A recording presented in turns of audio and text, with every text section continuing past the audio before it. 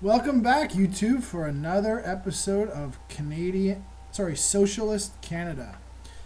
We started out as opposition, but we came to power. And now we've gotten to the end. We came to power in, what was it, September or October?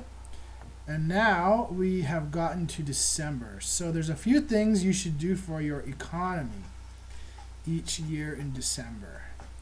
First of all, let's check our indicators. How we doing? Growth has been going down. We do have some inflation. Whoa, big improvement on unemployment. That could be because I hired so many police officers. I also did up the spending in the work tab. Crime rate falling big time. Okay, good. So you can see our excess here, about half of 1%. Don't worry, next year when we're in power for the full year, we'll get that way up. First thing you want to do in December, you want to drop the interest rate to the lowest possible rate. By the way, in this game, for most of these value type menus with a minus and a plus, when you click, it will go up by some amount, like in this case, 0.5% at a time. But if you click with your right button, it goes all the way to the minimum or maximum. If I right click minus, there, that's our minimum value. If I right click the plus, 20%. So I have the option of setting the interest rate between 0.5% and 20%. You can do that with just one click with your right mouse button, in case you didn't know that. So I'm going to drop it all the way down, 0.5. That will stimulate growth. It will also encourage inflation, but because it's only going to be for 1 month, we don't need to worry too much about the inflation. In this game, inflation kind of catches up to growth. So we're going to get the growth without much of the inflation for just 1 month. It's a bit of a hack. It's a bit of gaming the system, I guess. But in this game, inflation doesn't make sense anyway, so I don't really mind doing it. This is the way they want us to do it, basically, by the system they set up. And the other thing we want to do, check your discoveries in research. Do we have any discoveries that are secret? So these are secret discoveries, but obviously I don't want to make public military ones or like nuclear fission. That would be letting the cat out of the bag, obviously. These are all military. All right. If I had any civil research discoveries, I might patent them, which means our companies can sell the design abroad, and that would stimulate our economy. At first, you can only use them internally in your own economy, but I figure selling them abroad would make even more money eventually. You don't want to do it immediately, but maybe in December it's good. But anyways, we don't have any except military, and we're going to keep those secret. And what you want to do, this is the time, December is when you want to set up your nice, big, juicy contracts. I try not to use too many contracts in this game. I don't want to run my whole economy on it. I don't think it's good, and I think it's fleeting. But it is okay to use some of them. And one thing about Canada in this game, if I go to my energy tab, I can show you that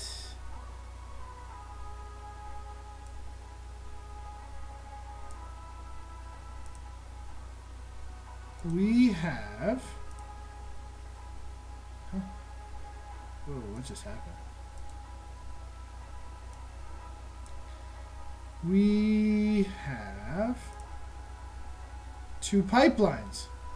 We have an oil pipeline and a gas pipeline. They both go to the USA. Now, these pipelines are already built. So, as a kind of eco-friendly, green socialist, eco-socialist, whatever you want to call it, I wouldn't probably build more pipelines, but they already exist. And the thing is that we're already exporting all of our extra resources. In this game, if you produce more than you consume, you automatically export it on the world market. And if you produce less than you consume, you automatically import it on the world market. So making contracts just gets you a better deal. So I'm already exporting all my extra oil and gas anyways. So I might as well get the best deal. And the best deal we can get will be by using our pipeline and selling it to the United States. They need both of these resources and they pay good prices. And having a pipeline cuts down on our delivery cost, which makes the contract more profitable. I will show you the world info for these two resources. Oil. World info. I don't like to use percentage. I like to use raw quantity. Canada is producing like 100 million tons or barrels more than we consume each year. Our average sale price is $1,007. Now, you can see, so our balance of trade is 312 plus $312 billion. Now, if we check who has a big trade deficit in oil, United States is at the top of the list. Their purchase price is $1,076. Sorry, I forget our sales price.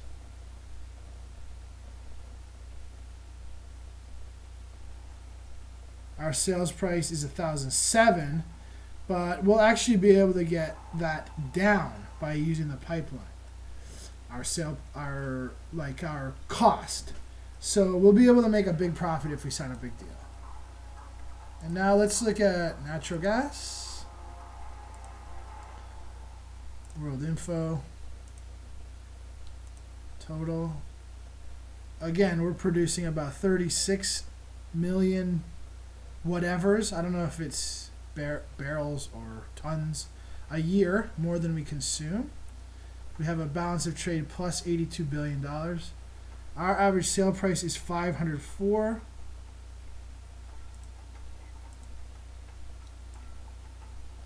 United States, again, has the biggest trade deficit in this resource. Their average purchase price is $674. But again, it will look better when we... What's ours? 504. 674. That's already a pretty big difference, but it'll be even bigger if we use the pipeline. So, let's go ahead and set a meeting with the president. President Hilda Tilton.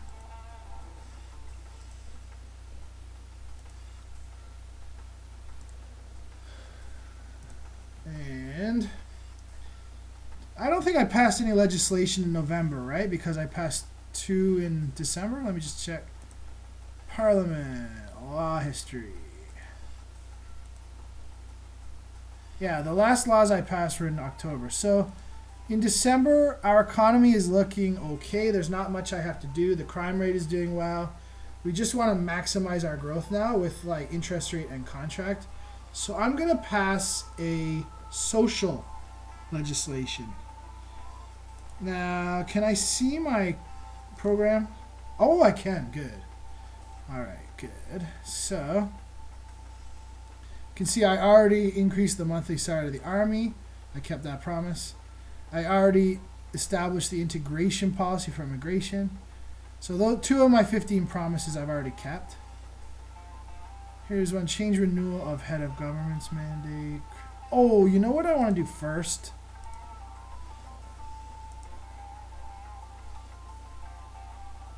I want to regulate the funding of political parties. Right now it's set to private funding only. And as a small democratic socialist party, that's first of all bad for us. It helps the parties that appeal to rich private donors more than us. We're kind of for the people, the average people, the non-rich.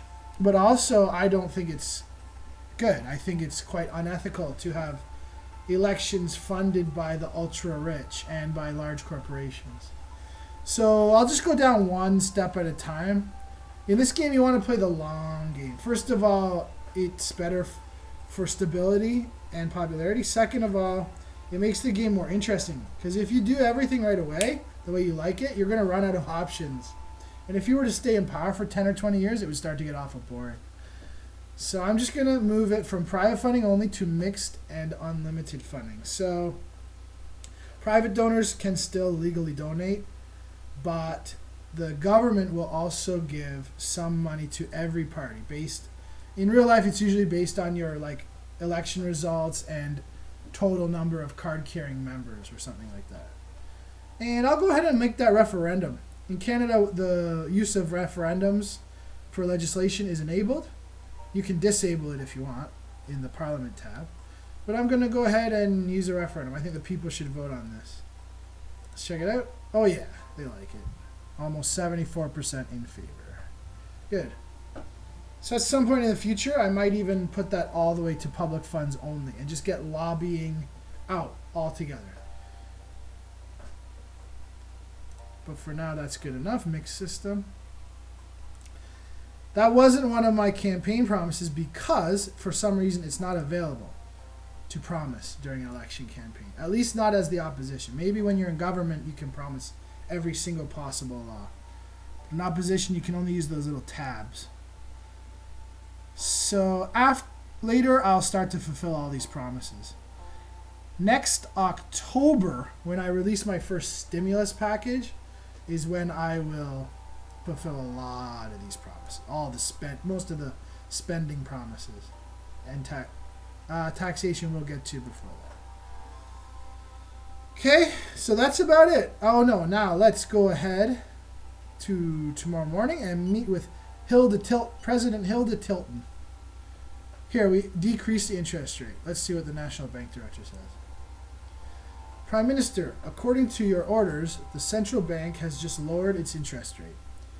This is a measure that will encourage consumption. People and businesses will borrow more, favoring at the same time the increase of the GDP, not to mention the reduction of unemployment.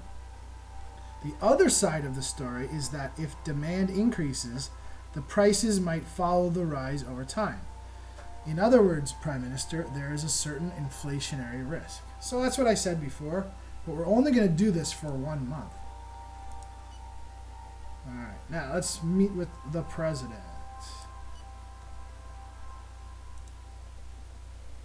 Here she is, Hilda Tilton.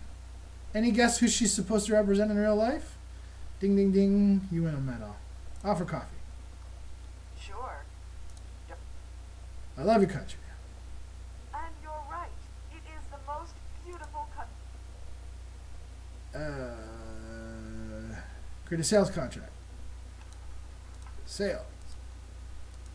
Let's do oil. Why don't we do oil this year and natural gas next year? I don't like to do too many contracts at a time.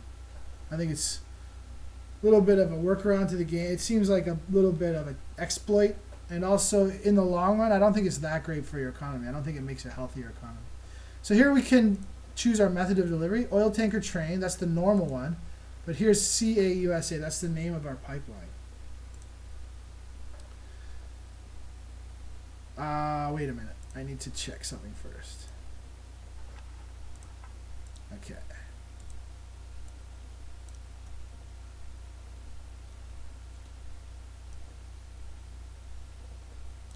Oil.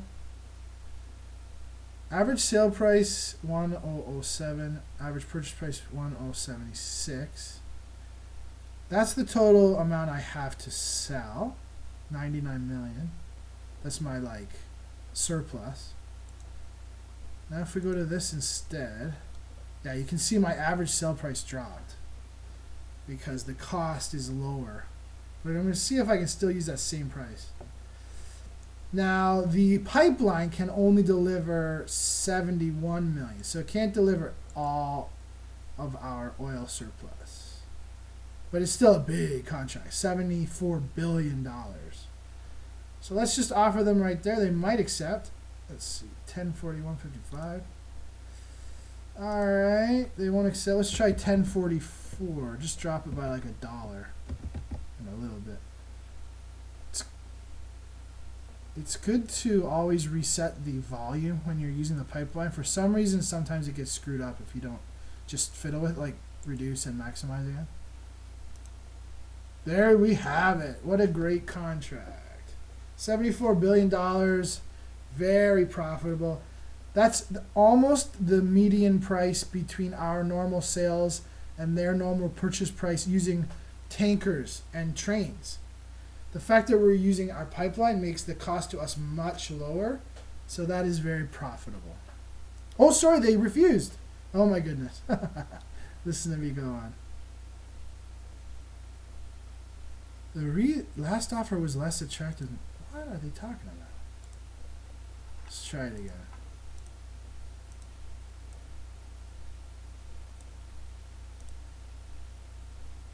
Oh yeah. Whoops, I raised the price by accident. So what I wanted to do was 1040, not 1044.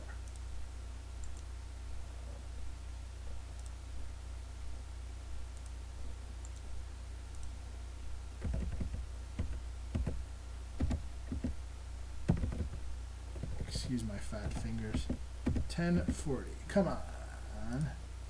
All right. Okay, we got it. Okay. Now, invite her to make the same decision as me at the next G7 I summit. understand what you're saying, but I still need some more time to make up my mind. And finally, I'm going to renegotiate the military alliance from alliance to support. I don't want to be compelled to invade anybody just because the USA decides to.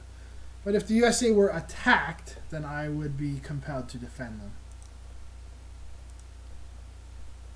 And that's it. Goodbye, Hilda, President Tilton. Okay, I'm going to make this episode a little bit short, less than 20 minutes, because today's going to be a 2-for-1. This will be the second episode I upload today. And that's really all I wanted to show you for the December finances.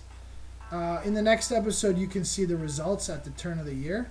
But keep in mind, I've only been in power for a month and a half, so we haven't really been able to implement the kind of economic and fiscal changes I want to. We'll have to wait till 2017 to really get into that. But anyways, thank you for watching. Please like and subscribe. Please comment and ask me any questions, give me any suggestions. And please let me know what you would like to see for my next series.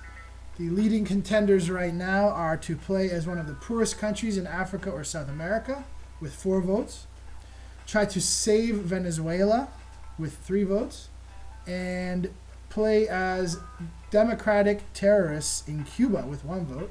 But you can suggest anything. It can be a new suggestion as well, and I'll add that to the results. Thanks for watching. See you next time, YouTube. Bye-bye.